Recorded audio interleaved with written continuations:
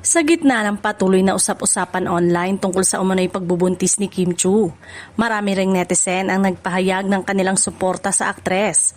Bagamat wala pang opisyal na pahayag mula kay Kim tungkol sa issue, iginit ng ilang tagahanga na hindi dapat pangunahan ng publiko ang mga haka-haka at mas mainam na hintayin ang anumang kumpirmasyon mula mismo sa kanya.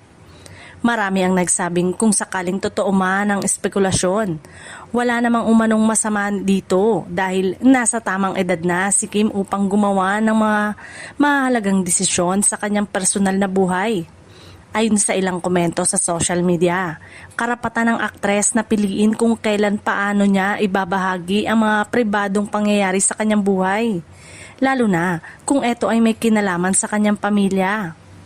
May mga netizen ding nagpahayag na hindi dapat maging batayan ang mga larawan o video upang agad makabuo ng konklusyon. Ayon sa kanila, maraming pagkakataon na nagiging dahilan lamang ng maling anggulo, kasuotan o simpleng post ang pag-usbong ng mga chismis. Dahil dito, hinikayat nila ang kapwa netizen na maging responsable sa pagbabahagi ng impormasyon at iwasan ang pagpapakalat ng mga hindi pa kumpirmadong balita. Samantala, nananatiling aktibo si Kim sa kanyang mga proyekto at patuloy na tumatanggap ng suporta mula sa kanyang mga tagahanga.